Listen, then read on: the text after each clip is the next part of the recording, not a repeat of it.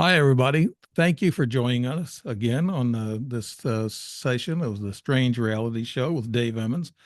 And we always have interesting guests, like I keep saying, and we got one tonight that talks in the areas in which I'm the weakest and which I need to understand more because extraterrestrials understand exactly what this guy is going to be talking about, and it's consciousness and spirituality and awakening, this type of thing. And this is what the ETs want us to do. And if we can be all awakened across the world, we'd have peace and love, and that's what we need. And with everything that goes on and the crap that goes on out there, we need peace and love, and we need everybody to join hands and say, hey, it's about time to bring our ET brothers down here and let's have a party.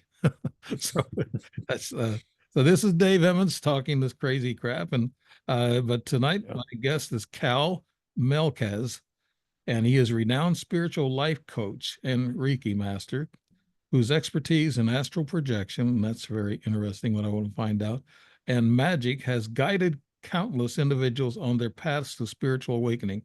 With a background in psychology, Cal brings a unique perspective to understanding human consciousness, integrating scientific principles with ancient esoteric knowledge. I want to know about that too. I'm into this ancient stuff, Cal.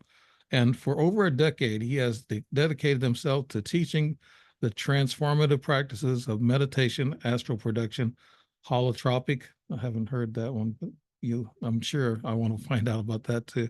And breathing, transcendental meditation, and ritual magic. Cal is the host of the Astral Mind podcast, where he delves into the intricacies of astral travel, Kundalini awakening, and the profound benefits of connecting with higher spiritual realms.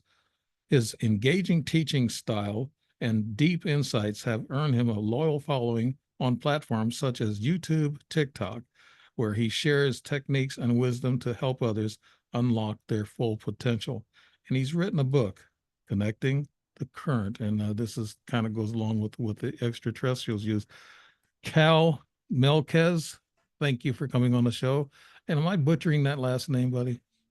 No, absolutely. You're saying it perfectly. I have a habit of doing that. Most, if they can reach through the camera, they can pop me in the nose. But Cal, welcome to the show, buddy.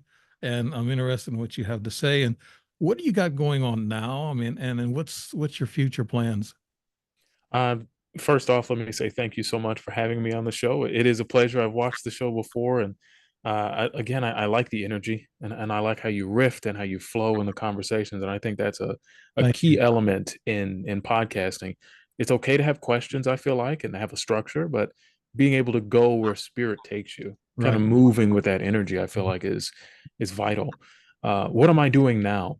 I am busy almost all the time. I am always focusing on being in this present moment, aligning, connecting. And as you said off the podcast before we actually got started, these extraterrestrials, these higher dimensional beings, these beings of light that people experience, they communicate with us first through these energy signals, these waves, these vibrations of energy that we experience. And I feel, and something I do currently right now is I keep myself basked in that energy, and I try to extend my time in it as long as possible.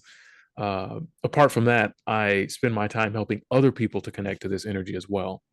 And I feel like that particularly is my mission on this planet, is to help people to awaken to their inner God and connect with these higher forces, whether you call them aliens, Pleiadians, Anunnaki, whatever the case may be. There is something out there. There are higher intelligences out there that seek communication, and we need to be at a level that vibrates high enough to receive it. Right. That's what my most of my guests say. They talk about the speeding up of frequency. And by the way, Cal, you have a great voice. And you're probably great when Thank you you. talk. My voice seems like it's a little bit narrowed because of allergies. Always making up excuses. Yeah, okay, that's what my wife said. But no, I was gonna say you got a good radio voice. well, I used to, Yeah. but everything seems to, but when I'm hearing your voice, I'm saying, oh, this guy's got a good voice and he's carrying himself very well. I love it. I love it. Okay, Cal, you were talking about the ETs, extraterrestrials, and the higher frequencies. How did you get started in all this? Maybe that's the first question usually is asked from anybody. Cal, could you tell us a little bit about that? Usually, when I go into my upbringing and my beginnings, I like to establish that it was curiosity that started the whole trajectory for me.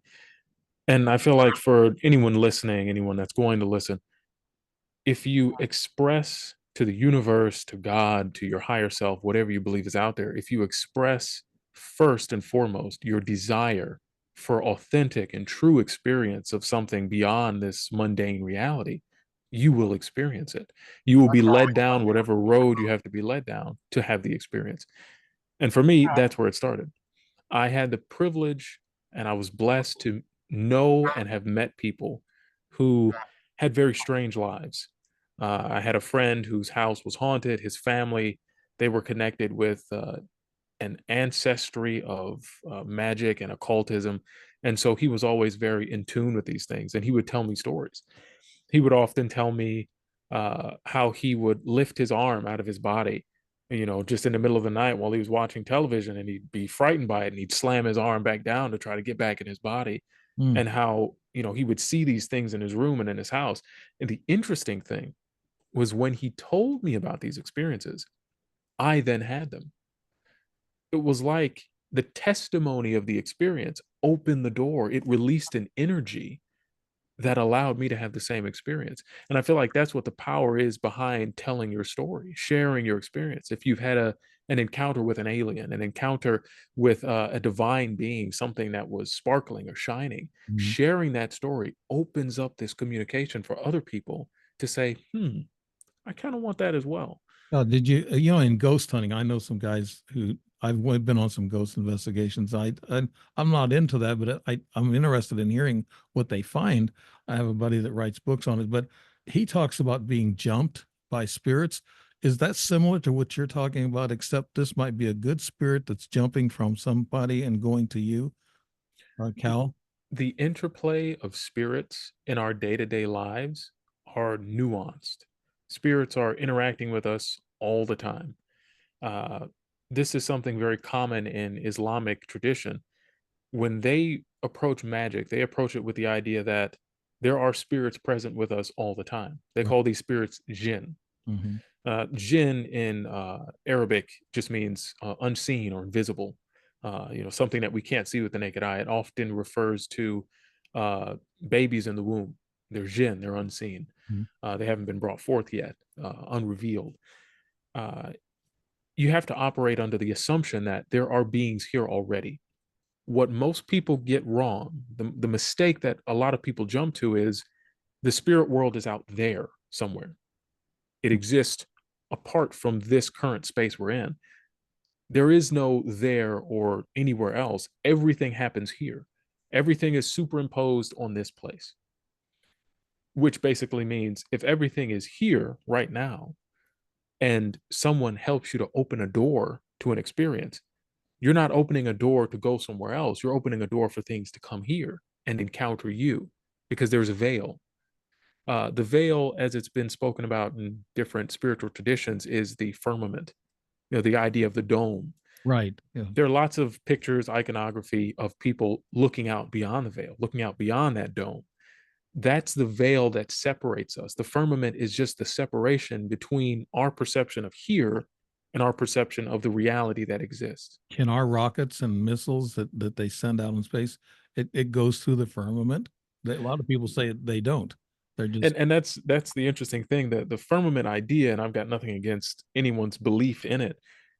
It's a limiting belief because the moment you start to invite aliens or extra dimensional or extra planetary beings that very much encounter us, the firmament idea is kind of broken. We're in this dome, and it's you have to look at these ancient texts, these tablets, and these writings of different cultures in the esoteric, abstract way that they were written to preserve their truest intention.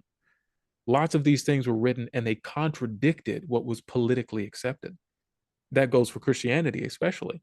Lots of the Christian text especially the apocryphal texts, things that were omitted and left out during the canonization, they reveal parts of reality that would upset the structure of the world as it is today.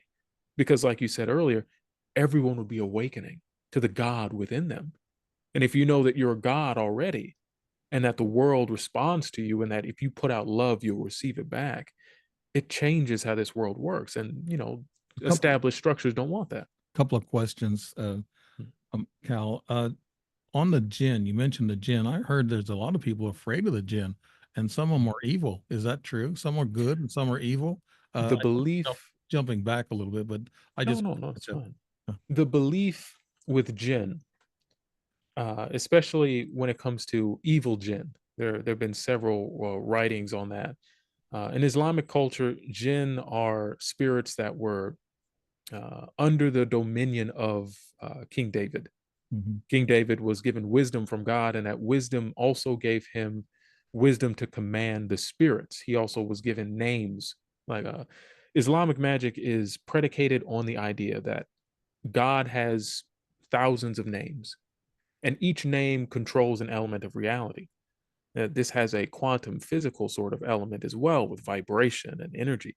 But the recitation of a specific name gives you power over that spirit that serves that name. Jinn have names that you speak to summon and command them and ask them to do things. The idea behind evil jinn, there are jinn that have malicious intent toward humans. Now, these jinn, the 72 evil jinn, correspond to the Goetic demons in demonolatry and occultism. They're, to me, they're the same beings. Anytime I've encountered them, they have the same energy, and to me, they're the same. Well, Uh, the closest I run into it, gin was a gin and tonic I had the other night. Just joking, but no, I just want to get into this ancient history. You sound like you're very knowledgeable. I'm very impressed with your detail about the history of the religion. Now, you mentioned that I wanted to ask you also before we get going on that God or the source or the creator, in which I call him. I don't say too much else except when I say my prayers, I say that, the source. And I heard that's what the ETs call the source of all the universes. The universe is plural and the source of everything. And is in the biblical text, you mentioned Solomon and David. Is it correct? I mean, are we kind of like there's a lot of naysayers now when they talk about the books that they threw out back in 325 AD. mhm. Uh, are they really trying to hide something, Cal? You have to first think, if people are hiding something, the very next question is, why would they be hiding something? I think the establishment of the Council of Nicaea 325 by Constantine, I believe it was, it had a political agenda of controlling the masses. I believe that religious structures as they are today are instruments of control. They serve you to a point, and after that point you have to learn to grow and adapt yourself, and that's where people get stuck. They get stuck within the four walls of their church institution or their religious body, and they don't think beyond it. And if they do, they're chastised and rebuked for thinking beyond what's commonly accepted.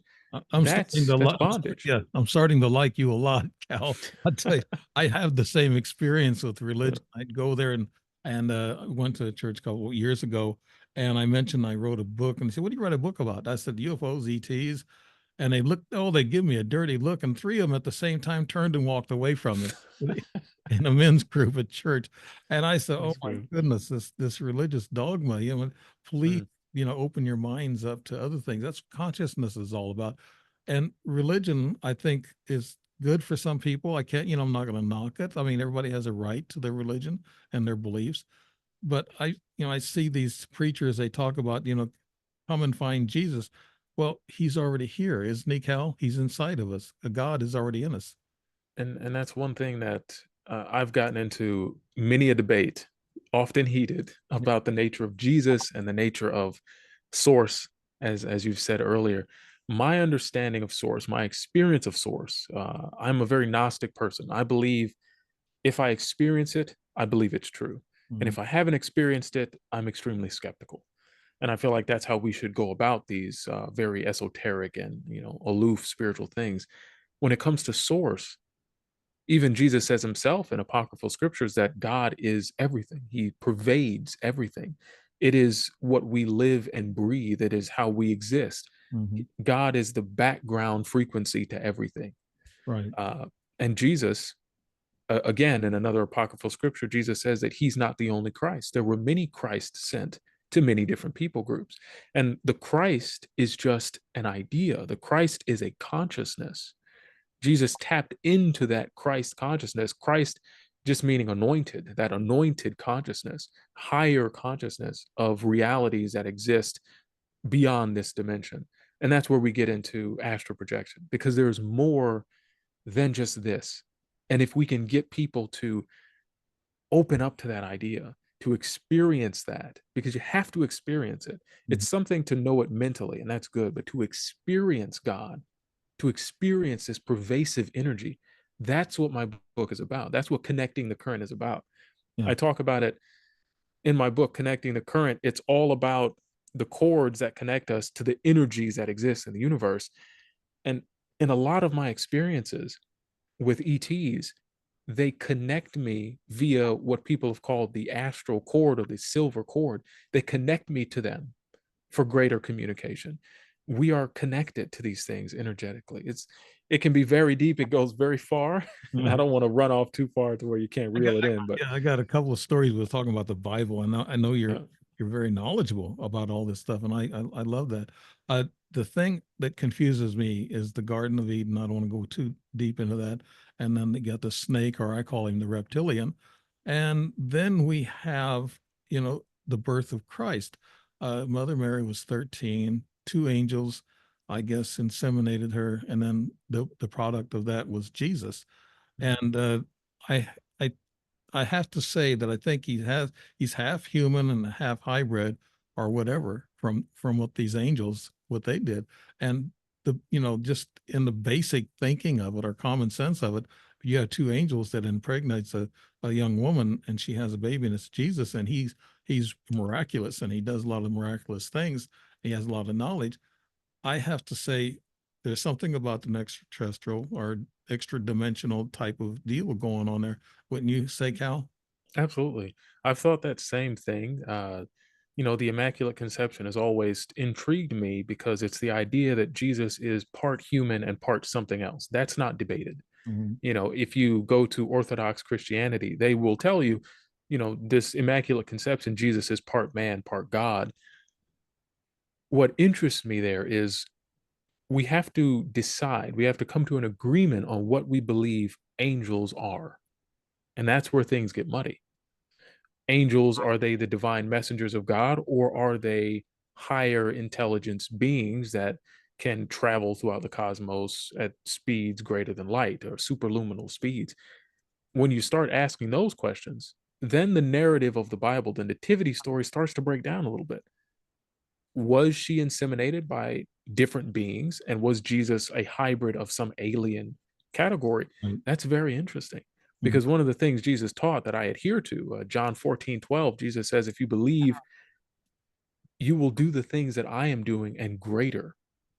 So this tells a story. This presents an idea that despite Jesus having a sort of divinity, you can say, he also taught that we possess whatever it is he had in him that allowed him to do that. And I think that's connection to this background substance that we call God that Right. pervades everything. I think Jesus taught us to be kind, love, forgive, and those are the things that I take from that. He was more of a, I guess he knew more about than we knew, and especially the people 2,000 years ago. Now today we're questioning things, and I don't mean to tell people. I know, Cal, we're not trying to knock religion. We're not trying to decide that we don't like religion. It's not that. I've seen religious groups and people that practice their religion, and they have a good time. They have a spiritual time. It's the numbers, but we're not doing that here on this show. We're not knocking religion. So people that whatever religion you are, that's fine. We don't care about that. But your spiritual journey, You were talking earlier, Cal. You didn't have a near death or somebody next to you kind of pass away and made you a believer right off the bat, or something happened that was very traumatic. When I first started, I had the stories and the interest that led me down the path, and I was lucky enough to meet people who were very gifted. Like someone who still mentors me today. I've known this man for over a decade. He teaches, he's like a Reiki master. He teaches me energy and how to command it and control it and how to tap into source. I've had many such experiences just learning to tap into source or to God or whatever you want to call it. I feel like this experience, the experience of the chills, for instance, yeah, you get the chills. Everyone gets the chills. Everyone's had them before. Either you're frightened or you are listening to some beautiful piece of music or watching a movie with an inspiring scene and you feel these chills rushing through you. That's connection.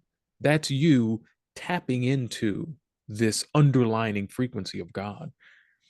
Mhm. Now, when you can control that, that's when you start to tap into psychic abilities because now you're not just visiting this mysterious place, you're beginning to abide. And this is what Jesus meant when he said, "Abide in me, and you can ask me anything."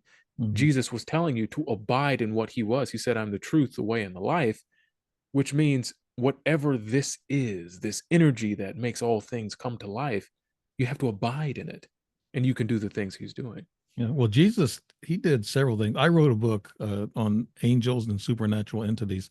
That was Mm. my third book, actually. And in that book, I actually mentioned that I had a sighting at 3 o'clock in the morning. Woke up, something woke me up, and I looked up, and there was a lady, I guess, in a white robe with a veil over, and just standing there looking at me. I looked at it for about 5, 10 seconds, somewhere in there, and it slowly just walked away from me and went into another room. And I chased it down; it wasn't there. What do you think that was? Is ETs, angels, and ghosts? They're all dimensional, I guess you could say, Cal. But what would you think that would be? Something in a robe like that? I've heard people call them glitches in the matrix, Yeah. which I find to be very funny. I always like that idea that this is a sort of simulation. It's an experience or a dream that we've created for ourselves to learn more about who we are. But your experience is very interesting for a few reasons. It happens at 3 Mm, a.m., which is notorious hour because at night the pineal gland is most active, and between 3 and 6 is this window where the veil, that firmament we spoke about earlier, is the thinnest. mhm, Spiritual energies are the most powerful. So you can have these experiences quite serendipitously. I had a similar experience. And you said earlier, we're not knocking religion or spirituality or, right. whether you're Buddhist or Hindu or, Catholicism, none of that. I'm not knocking any of that. It has its use, but the moment it binds and prevents you from expanding as you naturally should, that's when I think it becomes a problem. It becomes a hindrance. But in the midst of my Christianity, I was learning to abide in this energy. You said earlier when we were outside of the podcast, you said it was the frequencies, the Mm, energies that they connect to us with. That is very true. If you can abide in this energy, you open the door, you create a connection so that they can communicate to you. This is where channeling happens. In my experience, I had spent the whole day meditating, praying, worshiping in that energy. And it got to the point where it felt like there was a river coming out of my chest. And it's a very strange thing to say, but there were times where I would stop and I would touch my chest to see, is my chest wet? Like it feels like there's water leaving my chest. And at that very moment, I had that experience.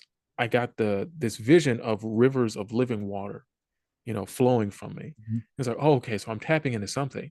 I later found out that that was an astral cord going out and connecting me to the experience I was going to have. Later that night, I was woken up at 3 in the morning again. Bewitching. This Yeah. the witching hour they call it, yeah. And I woke up and I was laying on the couch at that time, and I looked over and I saw this being standing there, and I couldn't see it apart from how it sparkled and glowed and shined. It was as if you took the Invisible Man and you dumped glitter on him. Right. He's just shining. I could see the features of his face through the shimmering, sparkling colors coming off of him. And I was enamored instantly.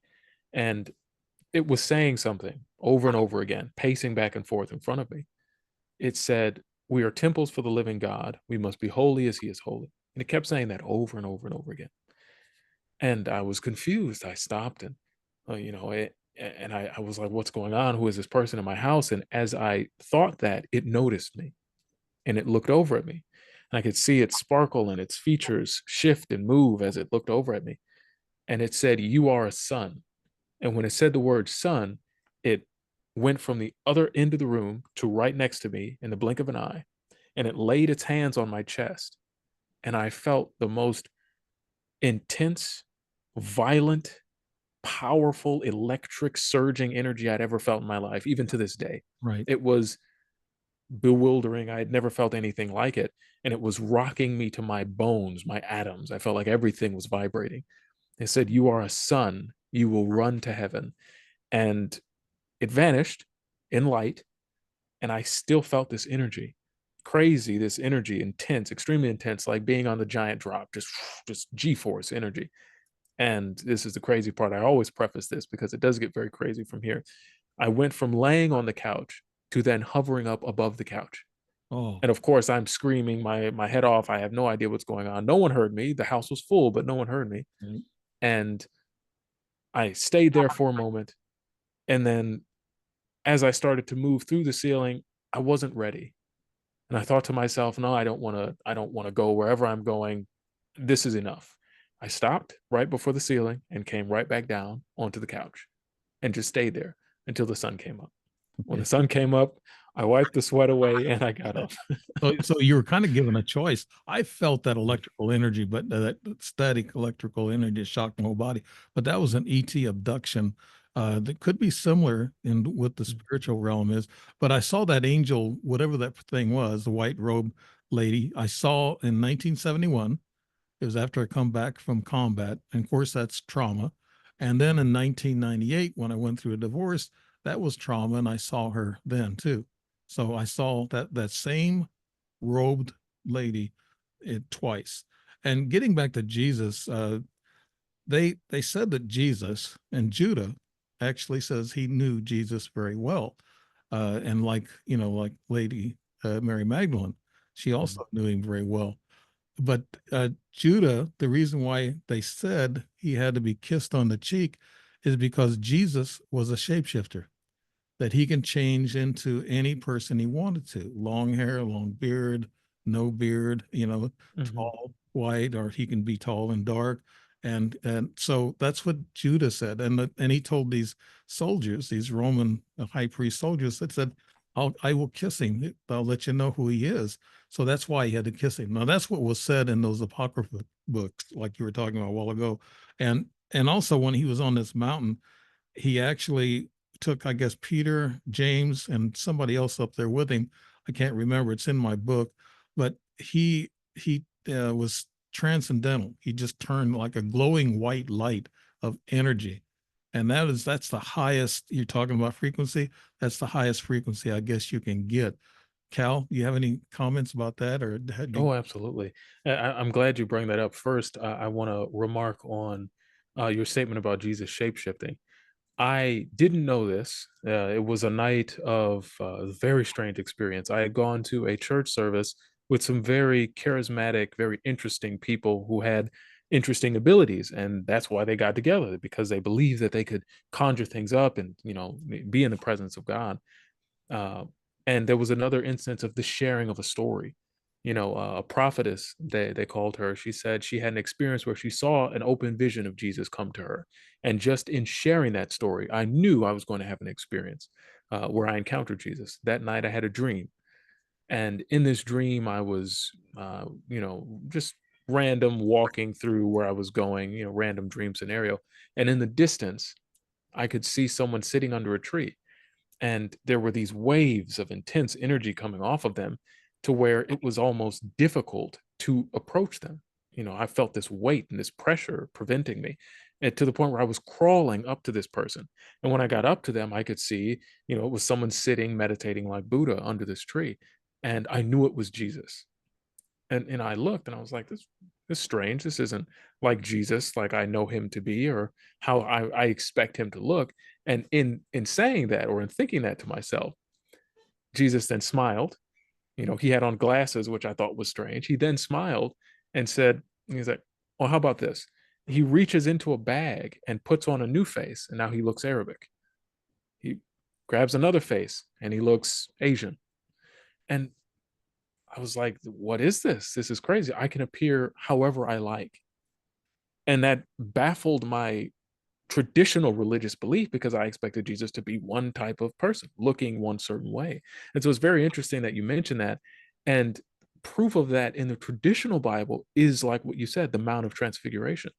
I believe he took Peter and James on the Mount of Transfiguration. And one more. I think there was three. I have them There in. may have been one other. I don't remember. Maybe Yeah, Thomas. I don't remember. But uh, I believe he prays in that moment.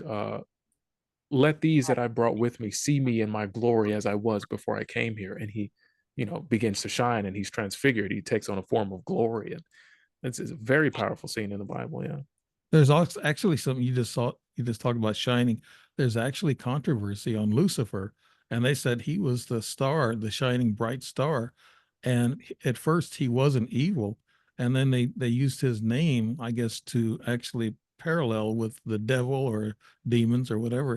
Mm. So I'm not going to buy that though. I mean, I don't know who Lucifer really is. There is arguments about it, so I'm not going to side with Lucifer or anything else that's evil. But actually, the evil is actually in us, I believe. Just like it's not some devil with horns out there. That's what we see, and that's what our minds have been trained. Just like Jesus, we've been trained to see Jesus as a bearded, an Israeli guy, but actually they're saying that he could have been black, he could have been dark skinned, he could have been, a white.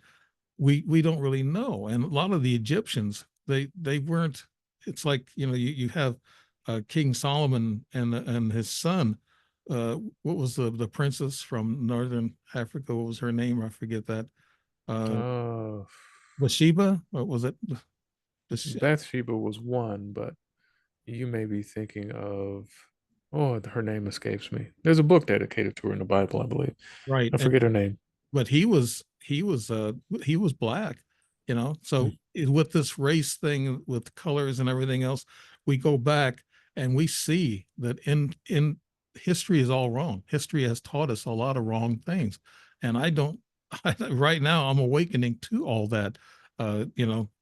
Cal, I just see all this in the history, and we talk about these things, and we talk about the Bible being a control factor, like in the 13th century, King James, I guess it was, he used the Bible to control people so they wouldn't steal his gold.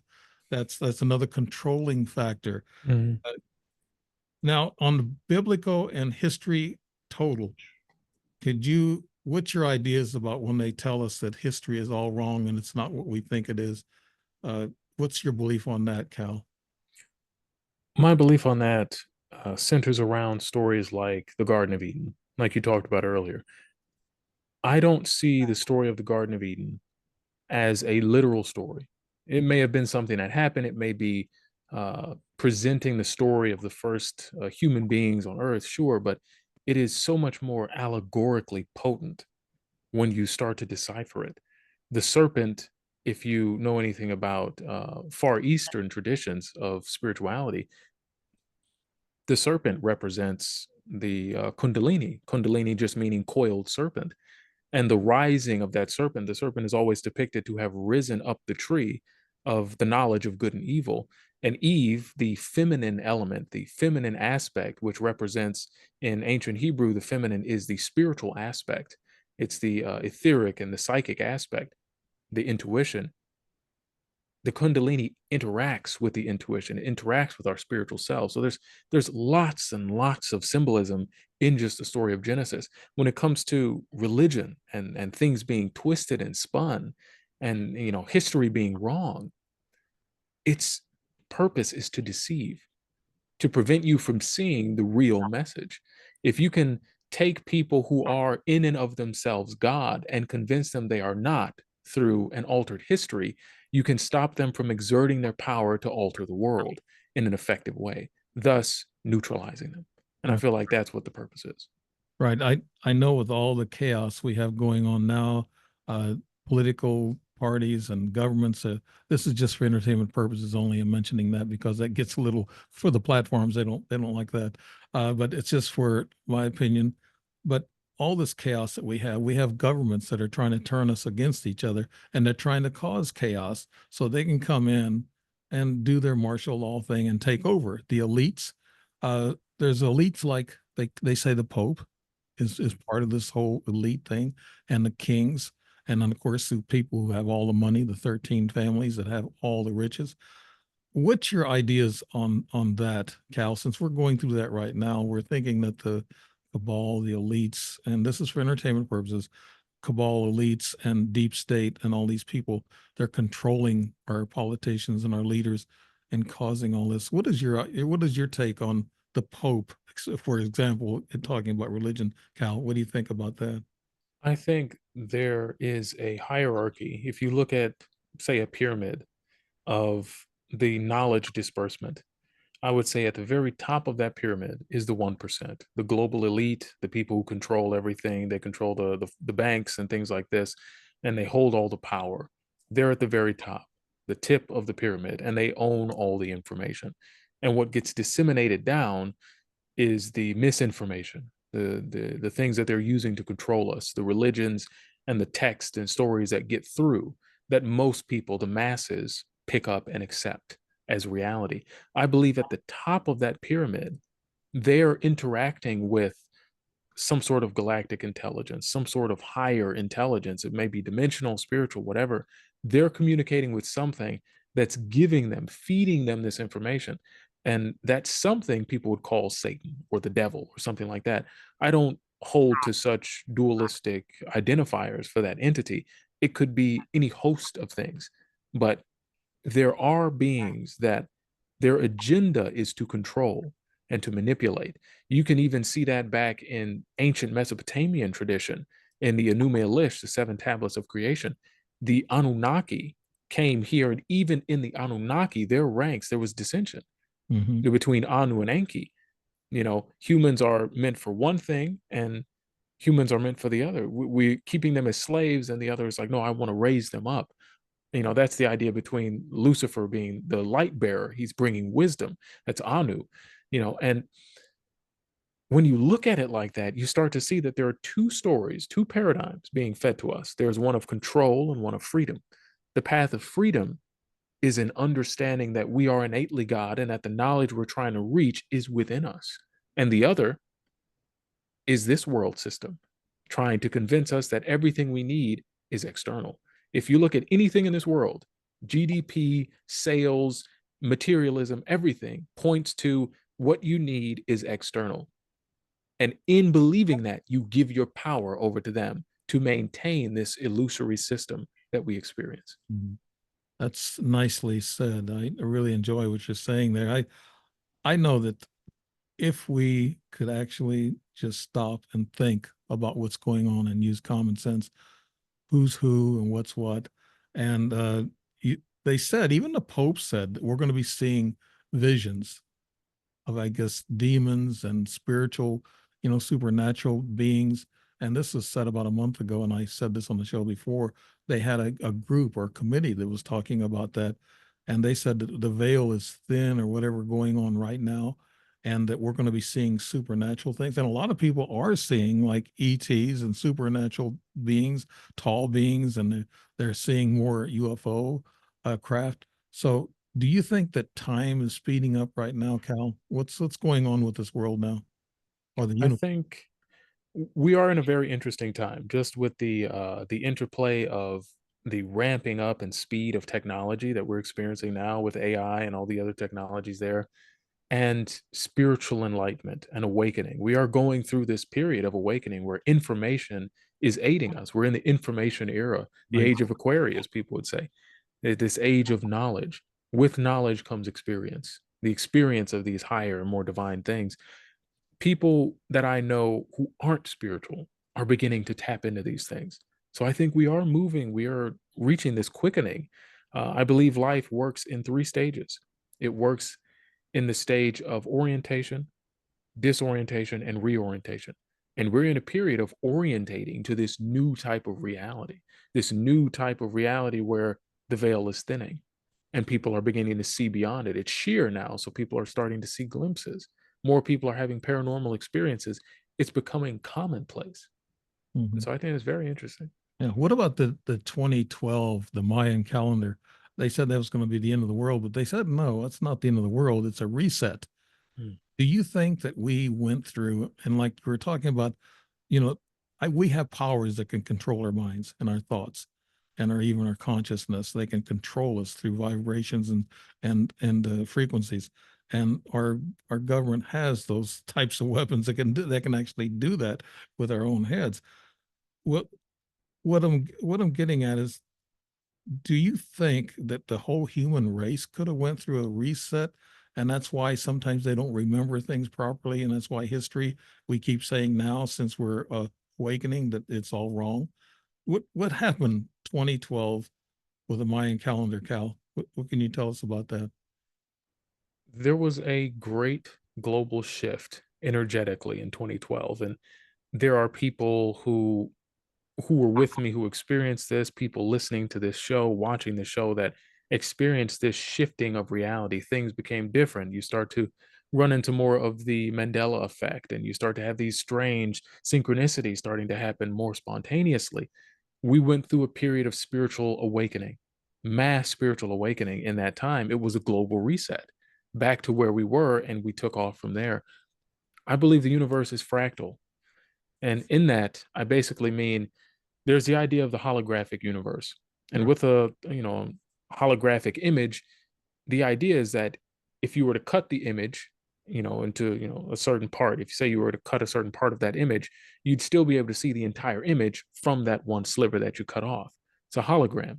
Hmm. Every part of the image is encoded with the whole image. That's the idea. Every part of our reality is encoded with everything that makes up our reality. Without sounding too confusing or going too deep, that's what we're experiencing. We're experiencing this reset, this reincarnation, this continual flow because we're experiencing the same thing over and over again. We're experiencing the whole of what's happening here.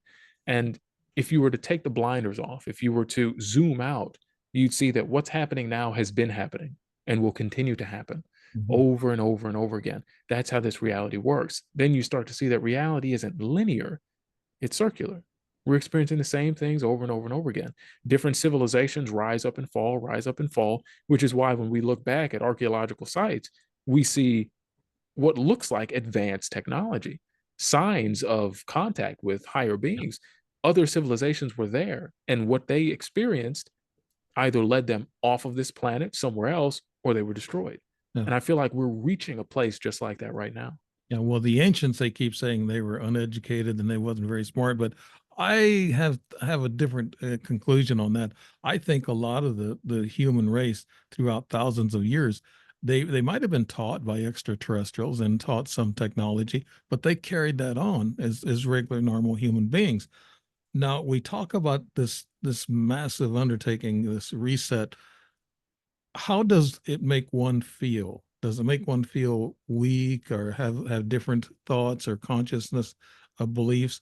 And then how does that, you know, how can a person tell they're going through a reset themselves, Cal?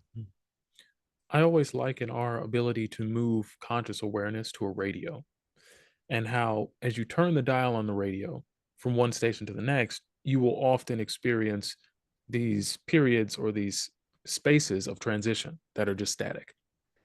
As you're awakening, as you're beginning to open up to these new frequencies, these new experiences, you'll experience these points of transition. And transition isn't always friendly.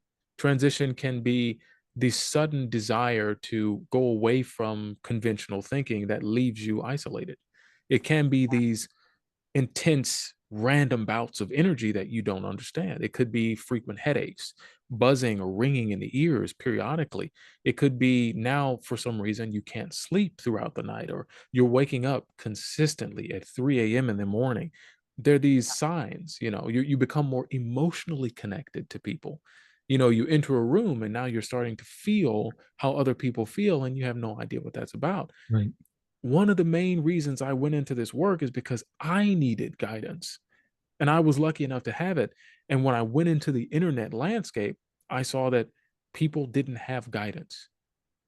People were experiencing these strange things, hearing other people's thoughts, or having experiences that were strange. They're like, I never had this experience, or they're feeling other people's emotions, or they're having strange dreams. I'm in this position that I'm in. My goal is to help people understand that this is natural, and that they can connect to source, that they can connect to these higher beings. You have to go from one station to the next. The transition is difficult, but it's just a transition. Mhm. Now, I know I'm kind of an empathic person. I think that's what you're talking about. Hopefully, that's what you were talking about. Yeah, yeah. You're so detailed. I have to keep up with you on this. But I feel I have a lot of people around me that are sick, and I pray for them all the time, and I can feel them. I can feel their pain a lot of times, and that kind of draws me down, kind of knocks my energy down a little bit to do that. So, how can people tap into their inner energy and then protect themselves from the negativity out there, Cal? Mm. This is one of the things, again, that I added into this book.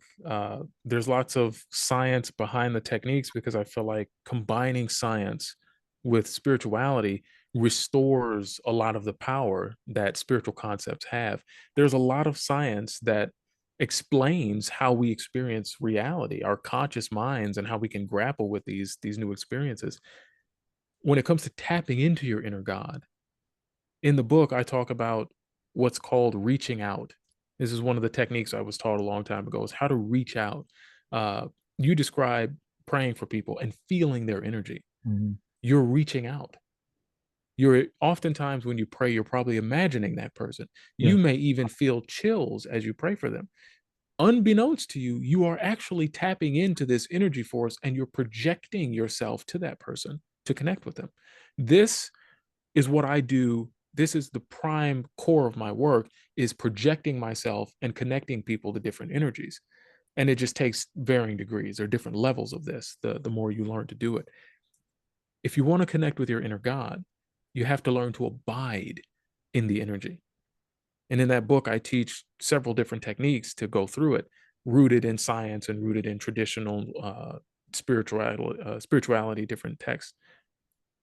But one of the simplest ways is to find music, find a movie, whatever it is that ignites your heart, that inspires you.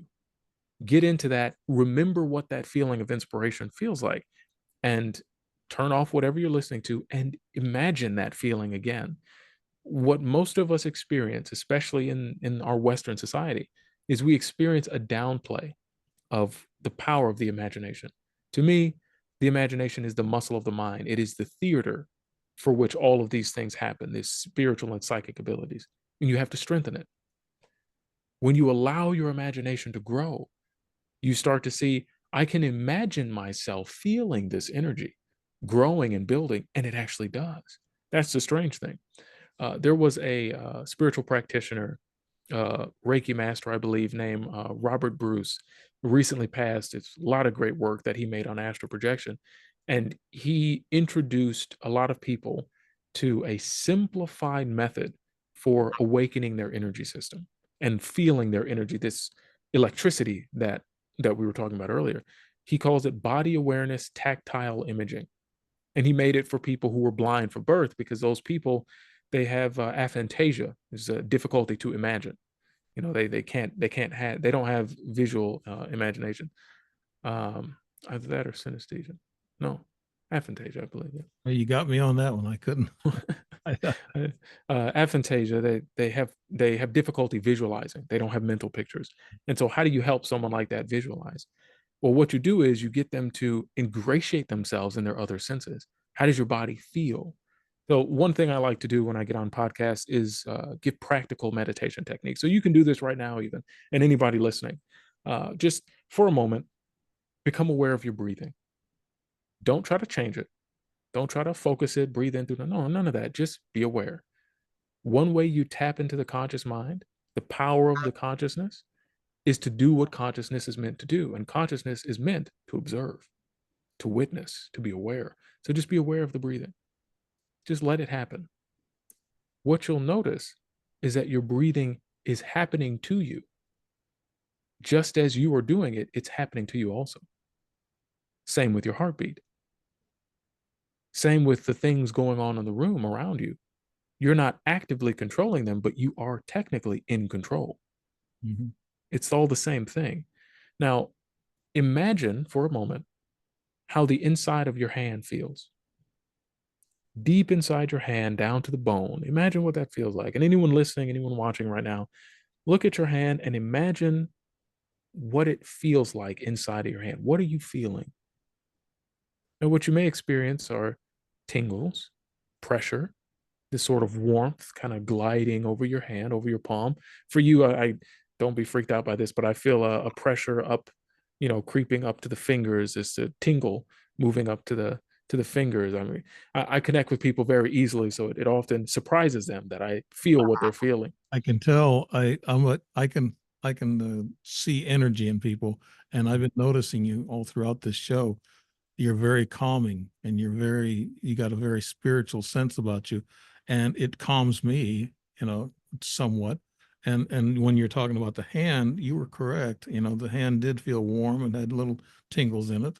You know, of And course, that's good. that's where it starts. No, no. And if you take that and you focus on how the inside of your hand feels, and then imagine what the inside of your entire body feels like, then you start to become aware of the little trickles and movements of energy that are happening. And all you have to do is magnify that.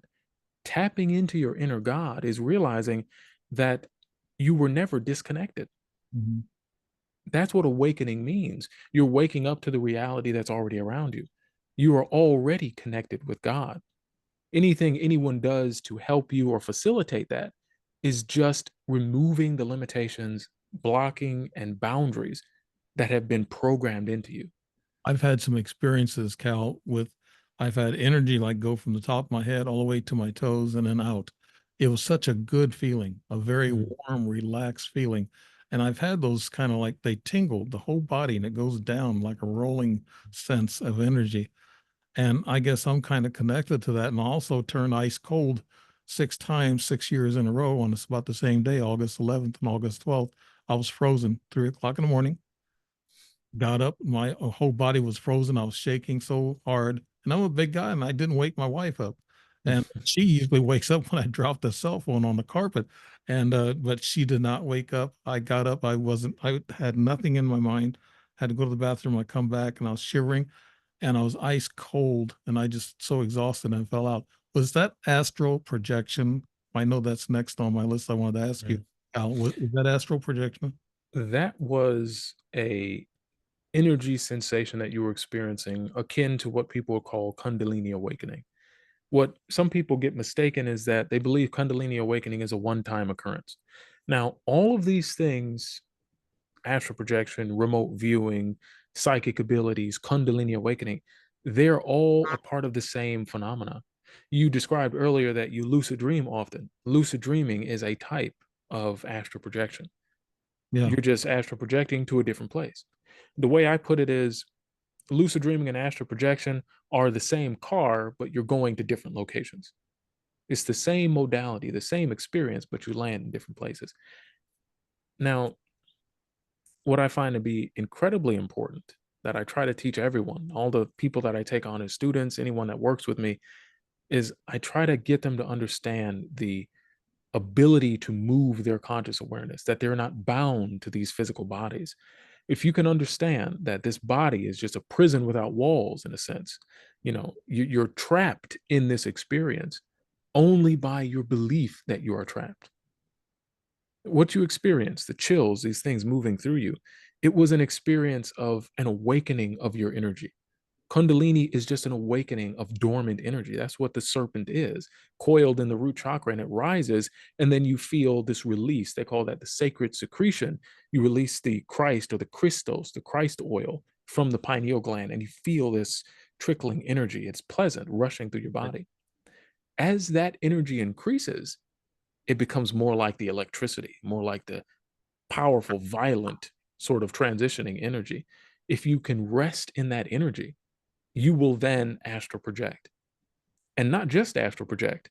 You could remote view, you can move your consciousness anywhere, and even so strange as to bring up the energy, because the energy flows through me almost constantly at this point. It's been flowing through me this whole podcast, just moving through me. I know. So much of the things I say, I'm saying because they're just information is being downloaded. Mhm. And as you're asking me the question, I'm hearing what I need to say as I'm saying them. I've just gotten used to what that's like. Right. And When can you I ask learn, you, oh, what you have on your hand? It looks like kind of a rosary thing, but it's metal. this is I do a lot of work with spirits, Yeah. and I also use the beads as counting when I recite the names of those spirits, like I mentioned earlier with Islamic magic. When you speak the name of a spirit, you create a connection between it, and you strengthen that connection so that you can have that door open and that spirit access you, and you start to see these things. It'd be very interesting if you were to have a ET or a UFO experience, and they gave you a name or a word or a symbol, which is oftentimes what happens. People receive symbols, people receive certain memories, and these are things that they use to tap back into them. Uh, if you would give me a moment, I have an experience where I met what people call the Anunnaki or the Galactic Federation or the Council of Gods or deities. I went on this long stretch of doing very intense research all day long, searching these different texts, watching videos, going back and forth between scholarly articles and understandings of these things. And I found a correlation between ancient texts all the way back to cuneiform, oldest recorded writings from ancient Mesopotamia and the Sumerian culture, the Enuma Elish, Tablets of Creation, Epic of Gilgamesh, the Epic of Atrahasis, these different texts and tablets of ancient 5,000 plus years ago, they tell the story of the Anunnaki or the gods, a council of gods that created man and that worked in tandem with man. And then if you look at the Vedas, the oldest recorded writings in Hinduism, you get the same story. When you read the Rig Veda and you start to look into the Upanishads, you start to see that this council of gods came down and interacted with humans. This is the same thing you see in Islamic culture, in Catholicism, in Christianity. Most people don't realize it, but Psalms 82 says that God presides over a council of other gods where he is the head. And so I started to see this connection. And of course, I saw many more connections in apocryphal scriptures and Right. things from the Dead Sea Scrolls and the Nag Hammadi library, these texts that were discovered that, you know, I started to see a connection that there is a council of beings that people are interacting with. I think these are the aliens, the Pleiadians. I believe these are the UFOs, these ascended masters. When people are encountering angels, they're encountering this council. I had an astral projection experience where I was led by my guide. I call it the astral echo. It looks like me, it shines bright and it guides me. It led me to a doorway up in the sky, this opening, and it shined and it shimmered. And as I entered this opening, I experienced what people call the DMT world. Everything is everything is connected, everything is a part of itself. And you're in a place of thought controlling reality. And I encountered these beings there. And these beings, there was a cloud of them in what looked like a hall, an ancient hall with columns, pillars, and everything was alive. Everything was moving, it breathed. And in the distance, there was a cloud of lights, it looked like eyes. From that cloud walked one being, and it was tall. So I find it very interesting that you mentioned that people are seeing these tall beings. It was humanoid, tall thing. And it came up to me and I'm feeling the vibration of it, that energy. And it said to me, "What do you want?" And I heard it, and it vibrated through my being, and it was like I had heard this voice my whole life. I was like, "Oh, I know what this is." And I said, "What do you want?" I knew in an instant that I would have anything I asked for in that moment. And I asked for connection. I asked for access to whatever this was, whatever these beings were, because I had been researching them. I've been studying it. I wanted to know what it was. I think anyone can encounter them. They just need to have the intention, the honest intention. The Bible even says, Jesus says himself, seek and you'll find, ask and you'll receive, knock and the door will be open. You have to have that intention. Just all the way back to the beginning of this podcast, intention opens the door, Right. that desire to connect. Cal, let me get you back to the basics on this astral projection and also meditation. I know I'm kind of a hyped up guy, I guess energetic guy, and it's kind of hard for me to relax until I'm in bed and sleeping. And I wake up 3 to 5 o'clock and I have these experiences. So it takes that much to relax me. How can a person actually astral project or have some kind of a spiritual, I guess, happening in their lives? And can this happen during the day or does it have to be at night, Cal? It's easiest at night because the pineal gland is most active.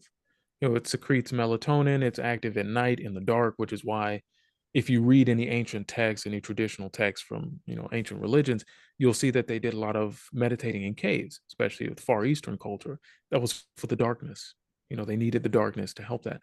But it can be done at any time. It's just easier at night to astral project. I have a method that I teach people. I talk about it in the book as well, to have an astral projection experience within 1 to 3 days. And this is for people who've never had it. And it works. It's worked flawless. People are always surprised how they're able to have these strange experiences just doing something very minor. You have to learn to take advantage of the points throughout the day where your mind is in the right place to astral project. I've been doing it for over a decade. I've had thousands of experiences. I sit, I meditate, I can astral project whenever I want. What? For people starting out, they need to take. Oh, you froze up for a second. Oh, What is it that I have this astral projection? It only comes every great once in a while. I'd like to be able to control it and to have it when I want it. And I guess you kind of explained some of it, but is there any other kind of advice you can give us novices that would like to go into astral projection and meditate into another dimension, Cal? absolutely. And For one thing you'll also find for this, yes, is when you start to do the technique I'm going to give, you start to not only astral project, but you start to connect by way of CE5. I believe his name is Stephen Greer introduced that idea. You start to have more experiences where beings are starting to gravitate to you because you're raising your vibration. So what I talked to you about earlier, abiding in that energy, is one way to do it. Abiding in the energy is what awakens you to this ability that you have. But I find it very easy for newcomers, novices to astral projection and these higher abilities to focus on the time, the space when you first initially wake up in the morning. Now, there's a technique called wake back to bed. It's a very famous technique in the lucid dreaming space. heard that, yeah. Utilizing that technique, you wake up after 4 to 5 hours of sleep. So if you go to bed at 12, you'd wake up at 4 or 5 o'clock. Um, and you get up, you stay up for 5 to 10 minutes, read a book, preferably read something about astral projection, drink some water, use the bathroom, get comfortable, and then go back to sleep. As you're falling asleep, you want to repeat the mantra: when I wake up, I'm going to remain still and keep my eyes closed. When I wake up, I remain still and keep my eyes closed. This mnemonic will train your mind so that when you wake up, you will stay still and keep your eyes closed. Now, why is this important? When you wake up, the frequency of brainwave activity is in theta state. This is 4 to 8 hertz of brainwave activity, electrical output. Uh, when you wake up, you're in a perfect place to astral project. But most people wake up, they roll over, they get up, they check their phones, and they're in alpha, they're in beta right away. They skip that space. But when you wake up and you don't move, your body thinks you're still asleep, and you enter this sleep paralysis almost instantly, allowing you the opportunity to move your conscious awareness. It is by far the easiest method to astral project for beginners. By I've far the easiest. I've By actually far. done that, Cal. I've actually woke up about 4:30, 5 o'clock in the morning, laid back down. I said, well, I got a couple more hours of sleep. So I fall back to sleep. But during that time, I have really negative dreams a lot of times. What causes that, Cal? I mean, when you're doing what you're saying, and then you have the kind of like negative dreams, you dream of people that are dying or people that have passed, and dreams of loved ones that's gone. What do they call it? I mean, it makes me feel like I'm very empty when I wake up, and I think, oh my goodness, what a bad dream. Uh, so what causes that, Cal? Is We're very connected. We're very connected to not just the people in our household, but the people in our neighborhood, in the city, the town that we're in. We're all connected. At Mhm. night, the boundaries between you and other people also thin, just like the veil does. And because you're moving astrally, most people don't provide for themselves. They don't focus on protecting themselves at night. They don't have any instrument to do so. And most people don't know. So it's not their fault. There's nothing they did wrong. They just don't know that they need to put up some sort of shielding, some sort of blockage. If you know anything about Reiki, there is the idea that you can use the Choku Ray and other symbols to ward and block off negative energies. Mhm. Sometimes the resulting negative dreams and difficult emotions aren't the product of demonic spirits or negative entities. That's just the washing of energy coming from the surrounding people, you know. And that's why it's important to learn to shield and to close yourself off from unwanted energies. This is why circles are created in ritualistic work. Right. Uh, Wanted to ask you, I know you mentioned something about ancient cultures, but I think you're getting a lot of your knowledge from the past ancient cultures. So it sounds like, that's where you're learning. That's where I Mhm. guess we all learn from, is from ancient cultures and the Bible and that type of thing. I look at what we're talking about, Cal, and what you're talking about. We're talking about the motor of a car, and the religion is actually like the steering wheel or the wheels, but we're talking about the source, and that's the motor, I guess, that runs everything. And that's where we're at. We're not really talking about the rest of the car, but just an analogy. No, that's perfect. I'm glad you mentioned that because there are going to be a few people who listen to this and they're going to have the ability to tap into this energy. Not very many people that I've personally met have the ability to bring up this energy at will. The chills, feel that current. Not too many people are able to do that unless they've been trained, unless they practice. Some people have it naturally that they can do it. After a while, you learn it. There are going to be a few people who watch this who do have that ability. I believe the statistic is 1 in 1,500 people have it, and that's a conservative estimate. This ability to give themselves chills or goosebumps at will, sort of thing. For those people, and for really anyone else, magic or manipulation of reality with that energy works in two ways. There is the direct, raw type of energy, where I was going to say this earlier, it wasn't the right time, now it is. There are people who, with enough practice, build this energy up. I say turn it on is my idea because you do have to kind of turn it on, and they project the energy out and can touch other people with it. And this is actually a very fun thing that I used to do as well, and my mentor had taught me is a way to start off learning that energy. So energy works in two ways. You can forcibly send it out and try to affect reality, and it works more like a blast of lightning, electricity, and it hits a tree and how it just winds the tree up and crinkles it, breaks the tree. Mhm. Essentially when lightning strikes, it just destroys. It's very harsh, it's very forward. And then there's another way that you can use energy. And this is what magic does. Ritualistic magic, ceremonial magic. It is a funnel for energy. Think about it like using a kitchen appliance. You brought up a car and it made me think, oh yes. It's like using a microwave. You're channeling raw energy into this device for a specific purpose. That's what spells and magic and rituals are for. You're channeling this energy that's flowing through you into a specific modality. So there are two different ways to use it. Mhm. Wow, the very, very, very interesting conversation, Cal, I must say.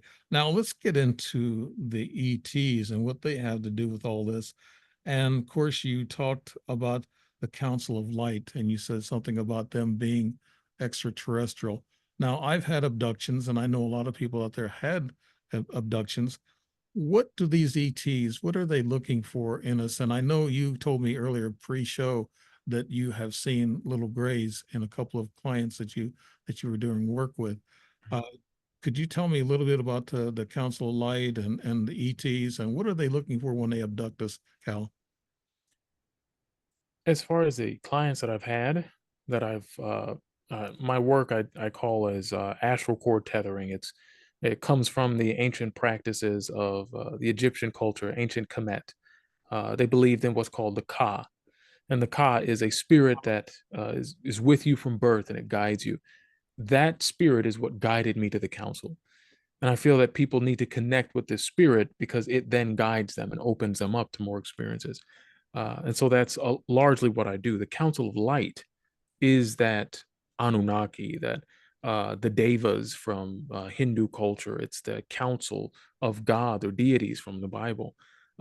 And in lots of respects, I believe it is the Galactic Federation, because if you look at these beings that are comprised, that this council comprised of these beings, lots of people, Dolores Cannon, for instance, and other people who work in that field, they will say Jesus is a part of this council, this Galactic Federation. Lots of deities are a part of this. I think when these abductions happen, these beings are appearing to us in a way that we understand, which oftentimes people say, I was abducted or I was taken. I was pulled up out of my body, an abduction experience, and I saw Jesus or I went to heaven. You're just seeing different shades of the same light, different colors from the same prism. I think we're being abducted. We're having these angelic, transcendental experiences to reconnect us to our potential to interact with other people, save this world from the disasters that can befall it, and to move into a new frame of reference, move into a new type of reality. Because we have to evolve, we have to grow. And I believe they're helping us do that. People are abducted and they say, though, they just healed me. I went back and I had a disease and I was healed of it. Or I was just basked in this beautiful energy and I just stayed there. It's very powerful experiences. Mine have all been spiritual, and I've had the hair on the back of my neck go up in the air like you're talking about, and they were spiritual experiences. They're scary, but I'm actually pushed into doing this to enlighten people about my experiences and let other people know about other people's experiences. I think it's very important to let people know, about what's going on with ETs, spirituality, and I'm so glad I had you on the show talking about all this, the spirituality part about it. I just that's where the part that I need. I've had the practical experience with extraterrestrials, the abductions and sightings and visitations, but I haven't been able to control, like I told you a while ago, Cal, that I'm not able to control when and where to do this astral projection or to communicate with these beings. I guess it's going to take me to relax a little bit and to be like you. You seem like you're so relaxed. You're making me relaxed. So Cal, what are you thinking when you're into these states of relaxation or meditation? Many of my meditations now, I am swept up in this energy. It is all encompassing, it is everything. And I will either astral project, go through a similar doorway or an opening, and I will be rejoined with the council. And I'll then, because I was blessed, I was given this gift of contact, connection, and I will just meet with a new spirit. It seems like I have to raise my vibration high enough to interact with certain spirits. So I haven't interacted with all of them, but there are a few that I have. And when I connect with them, I receive information from them, knowledge, experience, energy, healing, things like that. And sometimes, and I feel like this is happening much more often, I'll meditate and I'll astral project and I will astral project into this living void where it's not as though there's nothing in this empty void. It's like there's everything in this void. In the same way that when you mix all the colors together, you get black.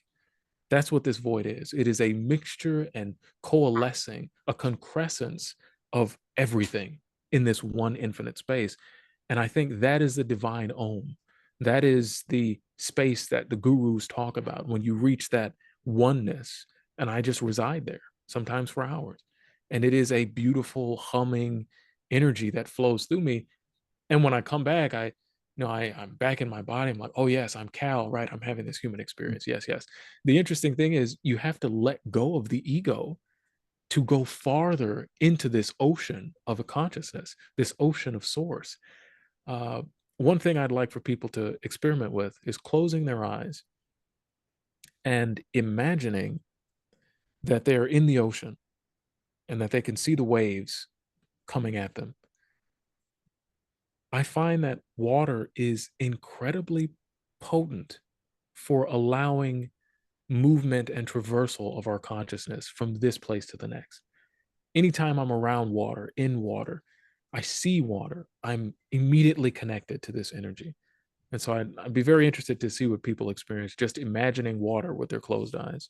Right. I know when I've been to the beach, like say down in Florida, places like that, I feel different. It feels like there's an energy there.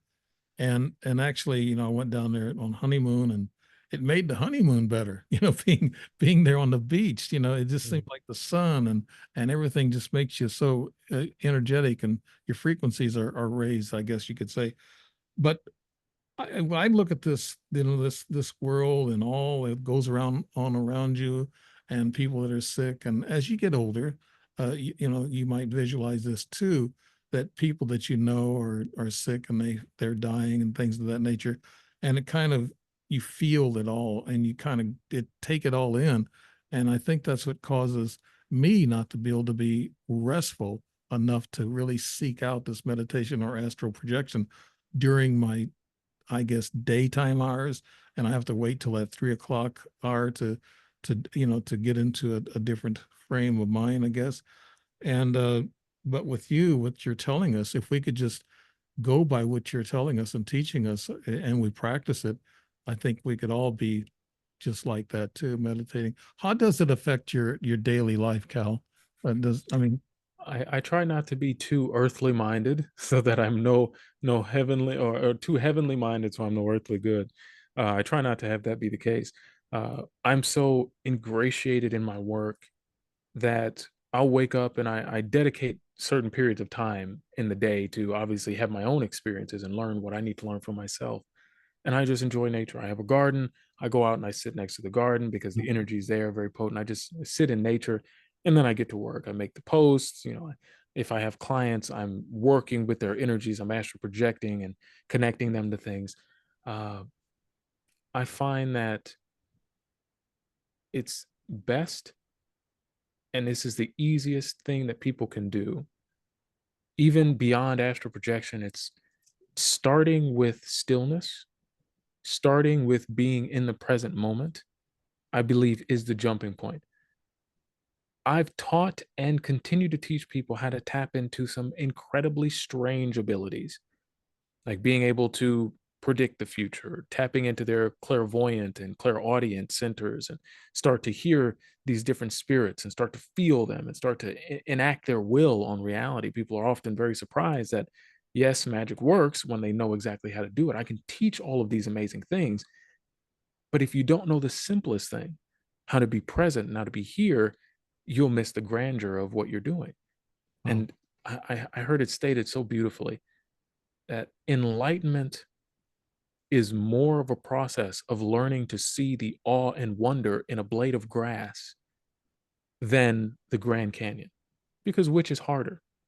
It's harder to be enamored and amazed by the world right in front of you than it is to go on a trip and see something beautiful. Enlightenment can be transcendental. You can experience the all, the source consciousness, be out of your body. Yes, it's very amazing. But can you experience that in the day to day? And that's what my life is like. I'm practicing daily and continual stages of enlightenment. And that that's what I want for everyone. that happened to me last week. Wife and I went driving out in the country. Do you know anything about, I guess, the Southern Illinois area, the Great River Road, and that Mhm. areas? I drove up around there, took a trip there, and it was last week, and I saw deer in the fields, and they stopped and looked at us and the trees. I was looking at the trees, how green they were, and I was kind of just like you're saying. I was actually doing that at that time while I was driving. I was looking around. I said, told my wife, I said, "This is beautiful, isn't it? The trees, how they really blossomed out, so I noticed that, and it did make me feel good. That was a good day. So Mm. I wish the human routine wouldn't step on it all the time, but it does. Cal, I guess we're moving up on time. Wow, this went fast. Uh, It usually does. yeah, could you tell us a little bit about your book, and then we'll close out? Absolutely. Uh, the book, again, Connecting the Current, a treatise on consciousness and greater mysteries, is about everything consciousness. It is about how to tap into your inner God, what this consciousness experience is, how to connect with higher divine beings like the Council of Light, the Anunnaki. If you want to have encounters with these ETs or these extraterrestrial beings, if you want to have encounters with higher intelligences, you first have to know how to open the door. Mhm. In the movie The Matrix, Morpheus says, I'm just supposed to bring you to the door. You have to step through it. This book is my attempt at bringing you to the threshold of these experiences. And if you follow the practices and the techniques that I provide, you will step through that threshold into a world that you couldn't have imagined because it's all right here around us. And this book teaches you how to tap into that. Is that kind of like a portal that you're stepping through, or just you're stepping through a veil? It definitely is a portal for me from time to time, yes. But the veil does thin. It does thin the more that you tap into this energy. You open doors for yourself, yes. Cal, it's been so interesting, and I really enjoyed it. You actually kind of made me relax a little bit, during the show. I, That usually happens, yes. I'm relaxed. I mean, I'm not nervous about doing shows. I've been doing this so long, and I'm too old to be worried about all that anyway. But I was relaxed talking to you, and it's been nice trying to find out what the other side of all these experiences have been. So Cal Melkez, thank you so much for being on the show, and I want to thank everybody for listening in and being with us. This is Dave Emmons with the Strange Reality Show. Thank you, and good night or good day. And Cal, thank you so much. You've been so gracious. Thank you.